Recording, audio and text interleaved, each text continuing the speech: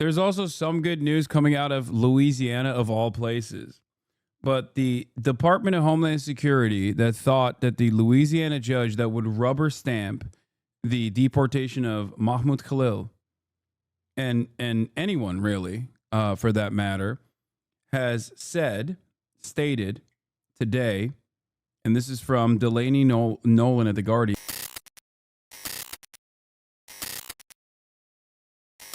Up our Here it deficits is. with these Trump speaks at the National Republican Congressional Committee dinner. When you put a tariff on them, they sell it like with steel.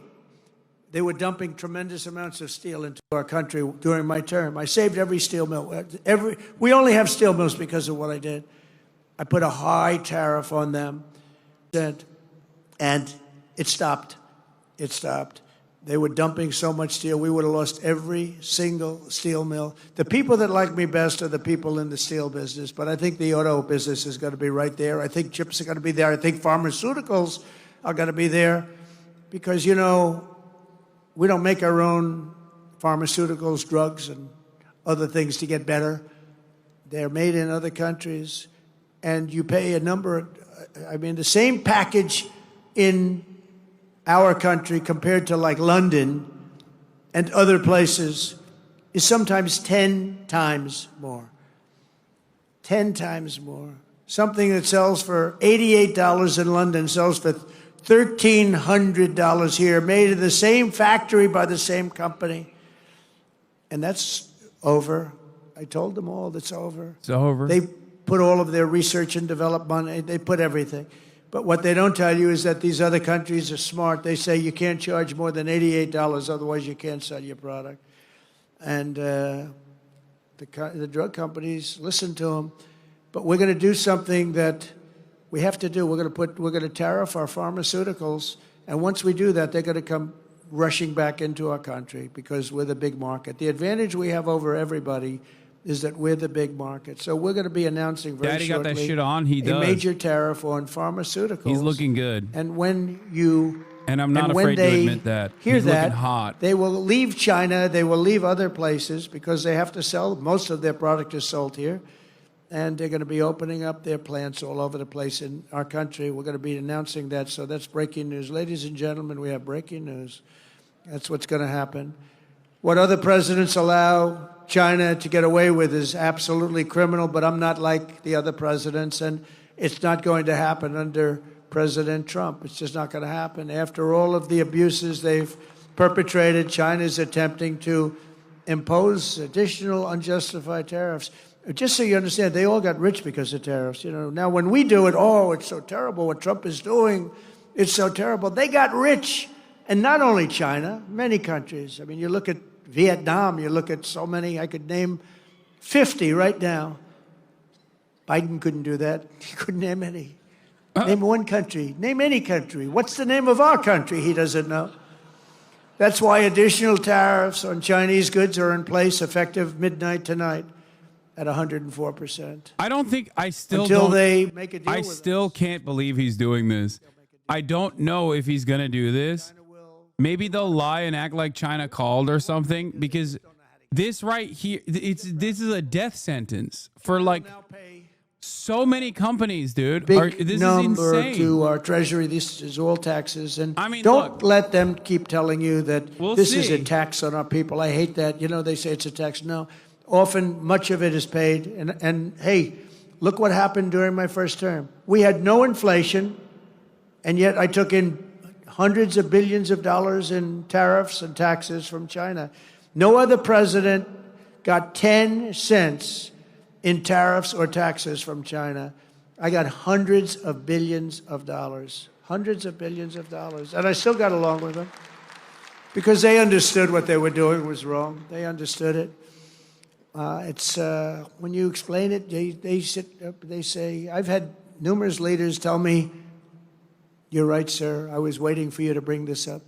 Deals that were made by predecessors as president were so bad, you almost wonder who did these deals. They were either crooked or stupid. They can be nothing else. They were either stupid or crooked. It's terrible, but it's all being changed. I changed a lot of it in the first 4 years. but it's all being changed. You know, in the first 4 years, we had the most successful country in history in terms of economics. We had an 88% increase in the stock markets. We had an 88% increase. There's never been any president that had an 88% increase. We had 88%, and there were a lot of happy people. And I think we're going to do much better than that this time, because this time I'm doing what I want to do with respect to the tariffs. I think we're going to do much better. And just remember the numbers. When you get up to $2 billion a day, $2 billion a day, they're saying, sir, can't be that, can it? I said, yeah, it can. It's the biggest transaction ever made. This is bigger than any deal. You guys, some of you work for companies. Your companies are peanuts. I don't care how big they are. Compared, this is the largest transaction in the history of our country. And don't let some of these politicians go around saying, you know. There's also some good news coming out of Louisiana, of all places. But the Department of Homeland Security that thought that the Louisiana judge that would rubber stamp the deportation of Mahmoud Khalil and anyone really, for that matter, has stated today, and this is from Delaney Nolan at The Guardian, that the Department of Homeland Security can either provide sufficient evidence or not, said the judge, Jamie Comins, from her courtroom in Gina, Louisiana. If he's not removable, I'm going to terminate this case on Friday. So even the fucking rubber stamp reactionary judge that they went to is like, you need to give me some evidence. I can't do this without evidence. They'd be paying no percent. We'd be paying them 104%. That's the beauties. These guys, we got to be careful. And even the concept of it hurts your negotiation. When they see a little story like that, the other side, you know, it hurts your negotiation. And then the fake news wants to build it up, and it has no chance anyway. But we have to remain united. As I defend workers from unfair trade, House Republicans have a chance this week to bring trillions and trillions of dollars pouring back into America by pushing forward with the largest tax cuts in American history, which is what you're working on right now. The largest in American history. And you know, the reason because we had a great first term and amazing first term. But I saw that the other day, that we had the most successful, I mean, I knew it anyway, but I saw that we had 88% increase. That's a tremendous increase. Think of that. And that's with all of the difficulties and all of the fake investigations and the Adam Shifty Shifts. Can you believe this guy? He's got the smallest neck I've ever seen. What? And the biggest head. We called him watermelon head. I'd say, how could that big fat face stand on a neck that looked like this finger? How can it? It was the weirdest thing. It's a okay. He still got mystery. it. He still got it. Nobody he still can got understand it. But he's one of the most dishonest human beings I've ever seen. And with you know how we can fat allow head. People like that to run So an office is a shame. But we did. He was in charge of the witch hunt. You know, he was in charge of the fake witch hunt with Russia. It was a made-up story. Made up. Think of it. They make up a story. They know it's made up. It's gone on for a year and a half, 2 years. Russia. I knew nothing about it. The only thing I knew was that I taxed the pipeline that I told you about, that I put all sorts of sanctions and everything else. They never had a problem like they had with me. But it was Russia, constant, as a method of, what they did. That was the complaint about what do you think? Why she lost an election. What do you think? Because crooked Hillary was expected to win the election. What do you think? They didn't see what we saw. We saw the biggest crowds in history gathering, only superseded by the crowds we just had. But and he goes to an intelligence hearing or whatever you might call it, and it's supposed to be secret. He'd walk out. He'd either make a call off the record, just as crooked Adam, shifty shift. He's a shifty Adam. Or he'd just go out blatantly and have a news conference. And because it had to do with me and my family, he'd go out and have a news conference. And he said, now you've got to remember, he knows it's a hoax because he made it up with crooked Hillary. So he knows it's a hoax because we're dealing with human beings on the other side. He'd say, Donald Trump Jr., the son of the President of the United States, will spend many years in prison because of what he's done with Russia. Now, think of that statement on a human basis. I have a son, a young son, who is being told that he's going for prison on something he doesn't even know what they're talking about. He said, Dad, I don't know what's going on. They keep talking about I'm involved with Russia. I don't know anything about Russia, I swear to you, Dad. And yet, Adam Schiff goes out and makes a statement about a hoax that he made up, that he knows is false. How bad a human being do you have to be? They put my son and my family through that kind of trauma. These are bad people. These are sick degenerates. And I used to be much nicer to them. I gave them the benefit of the doubt, but I've just seen too much. They make up a story about Russia. It was a hoax. And eventually, now they've all admitted it was a hoax. On to the next one. That's Russia, Russia, Russia. But they know it's a hoax. And they say about a young man that he's going to spend the rest of his life in prison because of what he's done with Russia. He knows it's a hoax. How bad do you have to be to have that happen to your son? And, it has a bad effect on a family, a bad effect. You okay, Don? I am, Dad, but I don't understand. They keep tying me to Russia. I don't know anything about Russia. I love that he said his son is a young man. It's his a son is disgraceful fucking 50. situation. That's why we got to kick their asses in the midterms, and we got to kick their asses again in 4 years. If we slash taxes on American workers and producers, our economy will soar, jobs will surge, manufacturing will boom, and our country will prosper like never, ever before. Okay, we got to get this big, beautiful deal done. We got to get it done. And get it done now. Don't wait 2 weeks. Don't wait 2 weeks. See, bad things happen. Crazy things happen in politics. Just get the damn thing done and stop showboating. A couple of people want to, sure, I got to get a little bit more. A little bit more, you know what you're going to get? You end up getting nothing. You end up getting a Democrat bill or worse. In the past 11 weeks, we've already created 350,000 jobs. It's unprecedented, including 10,000 manufacturing jobs, and we haven't even started yet. Gas prices, when I came in, they said he campaigned on prices coming down and prices going up. They're not going up, they're going down. Gas prices are way down. In fact, they had something $2.50 a gallon. I saw on television a little while ago in between watching my great friends on C-SPAN. I saw that the prices are down to $2.50, $2.60, $2.75. When I came in office, it was $3.50, $3.75. But prices are coming down. Prices on groceries are coming down. Prices of eggs are down like 87%. 87, they got me with that. I told you. They got me Before with I that. even got in office, they were telling me about it. They're down close to 87%.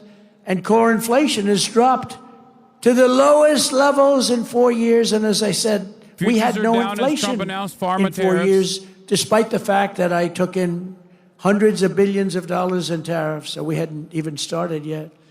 Nearly $6 trillion of new investment, and that number is now revised up to about 7. Apple, great company, is spending $500 billion because of tariffs. $500 billion, not 500 million, that's a lot. 500 million, when I first heard the number, I said, you mean 500 million? You can build a lot of plants for... No, sir, 500 billion. 500 billion? TSMC, the biggest, most powerful chip maker in the world. This is without that stupid CHIP Act, where they say, here's billions of dollars to a company that doesn't need it. These chip companies are loaded. They give these companies billions of dollars to build a plant in the United States. They don't build them in the United States. They keep the money. It looks good. They give them billions. No. TSMC, I gave them no money. Great company. Most powerful in the world, biggest chip company in the world. They're spending $200 billion in Arizona building one of the biggest plants in the world. And that's without money. All I did is say, if you don't build your plant here, you're going to pay a big tax, 25, maybe 50, maybe 75, maybe 100%. NVIDIA is investing. Apple is sneaking in iPhones into the country, dude. What a time to be alive. What a time to be alive, folks. We got companies basically sneakily trying to ship as much of their product as possible, smuggling it in. like they're fucking drug dealers. Apple flew 5 cargo planes of iPhones and other products from India and China to the U.S. in late March to avoid paying President Trump's baseline 10% tariff that took effect on April 5th. The emergency shipments came in over 3 days in the last week of March, meaning Apple's U.S. warehouses now have a few months' supply. The reserves that arrived at lower duty will temporarily insulate the company from higher prices that it will need to pay for new shipments under the revised tax rates. Apple sneaking in iPhones like it's the fall of Saigon. That's amazing. Last chopper, dude. Last chopper. This is amazing. And it's, again, reminiscent of the downfall of the USSR, which is another thing that I wanted to dive into today. I have the Trauma Zone by Adam Curtis, which covers the collapse of the USSR and the aftermath from 1985 all the way to 1999. It's, did you hear Friedman's dumbass on NPR? Columnist Thomas Friedman discussed the impacts of Trump's tariffs. What is this? Fun news for later? Oh, yeah. Donald Trump's America. Stake U.S. is now facing multiple lawsuits for allegedly running an illegal gambling site. I know. I had it right here. Stake floods social media platforms with slick ads, influencer videos, and flashy visuals, making its games seem safe, fun, and harmless. Oh boy. Oh boy. Some countries like the UK are investigating. Basically, they have a contract with a clipping agency here in the US who then has all those influencers post the ads on copyrighted content. Eventually, I'll include a bigger story about it in the newsletter. This is just the advertisement schemes that they run that is getting them into potential trouble. But the reality is, given Trump's allegiance to straight up con men and charlatans,